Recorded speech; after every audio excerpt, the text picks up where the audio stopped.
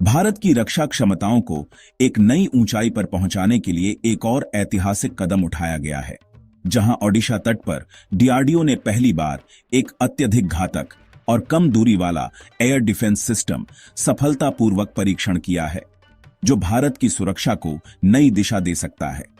ये सफलता न केवल तकनीकी दृष्टि से महत्वपूर्ण है, बल्कि देश के रक्षा बजट में हाल ही में हुई बढ़ोतरी भी इसे और अधिक प्रासंगिक बनाती है, क्योंकि हाल ही में वित्त मंत्री ने भारतीय रक्षा क्षेत्र को नई ऊंचाइयों पर ले जाने के लिए साथ ही चीन और पाकिस्तान जैसे पड़ोसी देशों से होने वाली संभावित चुनौतियों को देखते हुए बजट में कुछ ऐसी घोषणा की है जो भारत के लिए बेहद जरूरी साबित हो सकता है। लेकिन सवाल यह है, जिस एयर डिफेंस सिस्टम का भारत ने परीक्षण किया है, उसकी खासियत क्या है और यह भारत के लिए कितना जरूरी है, आइए समझते हैं आज की इस वीडियो में। लेकिन आगे बढ़ने से पहले इस वीडियो को एक लाइक करके चैनल को सब्सक्राइब जरूर कर लीजिए, क्योंकि यह आपके लिए सिर्फ 1 सेकंड का काम है, लेकिन इससे हमारी काफी बड़ी मदद होती है।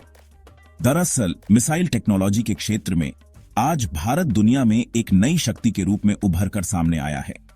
जहां कई देश भारत से मिसाइल खरीदने के लिए बेताब हैं, वहीं कुछ देश तो उसकी उन्नत मिसाइल तकनीक को हासिल करने की कोशिशों में लगे हुए हैं। और अब इस क्षेत्र में भारत की बढ़ती ताकत को और मजबूती देते हुए भारतीय रक्षा अनुसंधान एवं विकास संगठन यानी डीआरडीओ ने हाल ही में ओडिशा तट पर चांदीपुर में कम दूरी वाली वायु रक्षा प्रणाली का सफल परीक्षण किया है। यह परीक्षण भारतीय रक्षा क्षमताओं के लिए एक महत्वपूर्ण मील का पत्थर है, जो न केवल हमारी सुरक्षा को और मजबूत करता है, बल्कि पूरे विश्व में भारत की तकनीकी श्रेष्ठता को भी दर्शाता है। देखा जाए तो डीआरडीओ आज अपनी मिसाइल तकनीक के लिए दुनिया भर में एक मिसाल बन चुका है। चाहे वह बैलिस्टिक मिसाइल हो या फिर क्रूज मिसाइल, डीआरडीओ द्वारा किए जा रहे सभी परीक्षण पूरी तरह से स्वदेशी ज्ञान और कौशल से विकसित किए गए हैं। इन मिसाइलों का निर्माण न केवल भारतीय वैज्ञानिकों की मेहनत और तकनीकी श्रेष्ठता का परिणाम है, बल्कि यह भारत की आत्मनिर्भरता और रक्षा क्षेत्र में स्वावलंबन की दिशा में एक महत्वपूर्ण कदम भी है। लेकिन हाल ही में इसी शानदार प्रयास के तहत डीआरडीओ ने बालेश्वर शहर से महज 12 किलोमीटर दूर स्थित चांदीपुर के आईटीआर परीक्षण केंद्र से एक ही मिसाइल का 3 बार लगातार परीक्षण करके भारतीय रक्षा प्रणाली की ताकत और विश्वसनीयता को साबित करने के लिए एक अहम कदम उठाया है।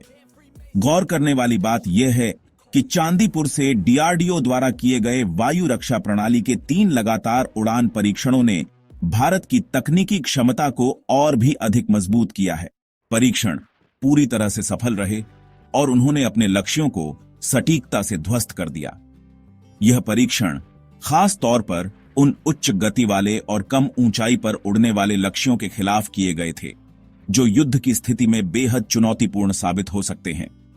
इन परीक्षणों के दौरान मिसाइलों ने विभिन्न उड़ान स्थितियों में कम उड़ान वाले ड्रोन जैसे लक्ष्यों की नकल करते हुए कम थर्मल सिग्नेचर वाले लक्ष्य को पहचानने और उसे पूरी तरह से नष्ट करने में सफलता प्राप्त की। और देखा जाए तो यह उड़ान परीक्षण अंतिम तैनाती विन्यास में किए गए, जिसमें 2 फील्ड ऑपरेटरों ने मिसाइल की तैयारी, लक्ष्य प्राप्ति और फायरिंग की पूरी प्रक्रिया को अंजाम दिया। यह परीक्षण न केवल भारतीय रक्षा प्रणालियों की सटीकता और प्रभावशीलता को साबित करता है, बल्कि यह भी दिखाता है कि भारत अब मिसाइल के क्षेत्र में पूरी दुनिया में अपनी उपस्थिति दर्ज कराने के लिए तैयार है।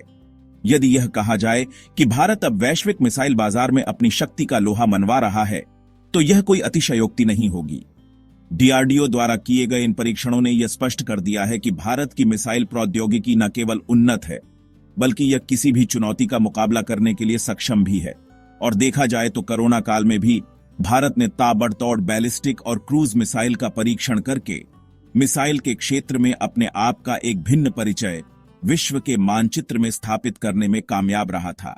ऐसे में यह मिसाइल प्रणाली कम ऊंचाई पर उड़ने वाले दुश्मन के किसी भी ड्रोन को सटीक तरीके से नष्ट करने में संपूर्ण तौर पर कामयाब होंगे।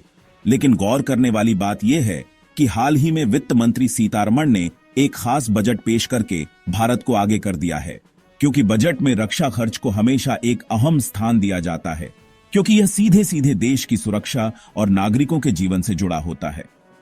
हमारी सेना की ताकत का निरंतर विस्तार इस उद्देश्य से किया जाता है कि हम भविष्य में आने वाली चुनौतियों का सामना कर सके और अपनी सीमा की सुरक्षा को सुनिश्चित कर सके।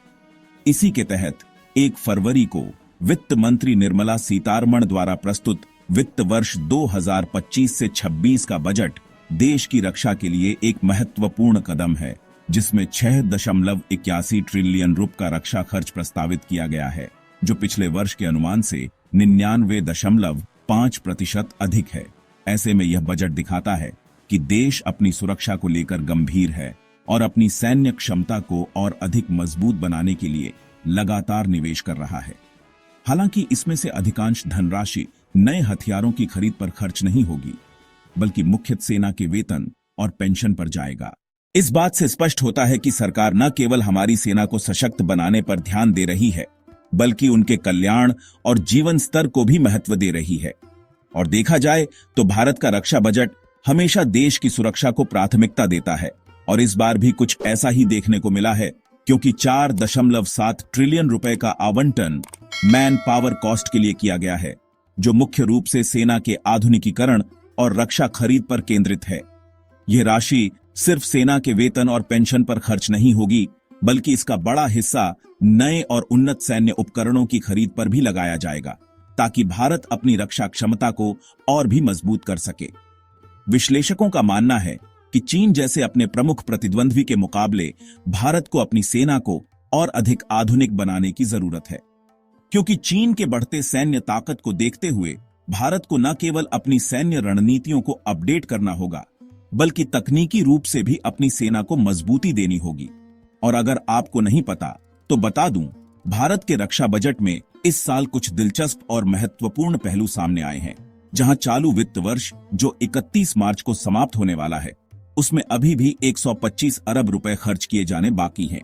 यह राशि भारतीय विश्लेषकों के अनुसार रक्षा सौदों की प्रकृति को पूरी तरह से दर्शाती है, जो अक्सर लंबी और जटिल वार्ताओं के बाद ही अंतिम रूप ले पाती है।